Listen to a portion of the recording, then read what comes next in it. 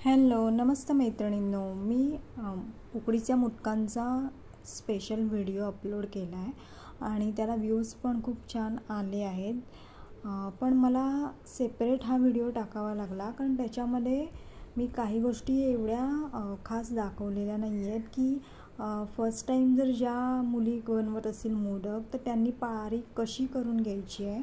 सर्वप्रथम आधी जे आपण उकळ काढून घेतो ते पीठ 5 ते 10 मिनटं कंप्लीट मळून घ्यायचं आहे. असं मळायचं आहे की त्याच्यामध्ये एकही गुठळी राहता कामा नये आणि मग अशा पद्धतीने मोदक वळायला घ्यायचे. आता बघा मी पारी छान करून घेतली. माझ्याही पाकळ्या कुठे कुठे कट होत आहेत पण मी त्यांना जॉईन करते तर त्या पुन्हा अशा विस्कटत नाही आहेत.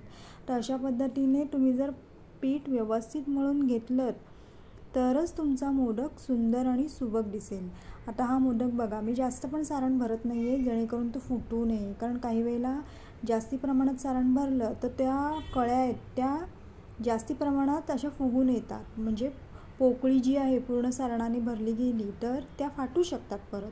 त्याच्यासाठी मोदकाची जेवढी कॅपॅसिटी आहे त्याच्यापेक्षा किंचित थोडं कमी भरायचं आहे सारण, तर मोदक छान वळता येतो. आता बघा याची जी शेंडी काढते आहे मी, त्याच्यामध्ये एक्स्ट्राचं जे पीठ आहे ते पुन्हा आपण उकडीमध्ये मर्ज करू शकतो. त्याच्यासाठी आपण या मोदकातनं ते थोडं सेपरेट करायचं, म्हणजे ही कळ्या पण छान दिसतील आणि त्याची शेंडी जी आहे ती पण एकदम मऊ अशी बारीक दिसेल. तर अशा पद्धतीने मोदक तयार.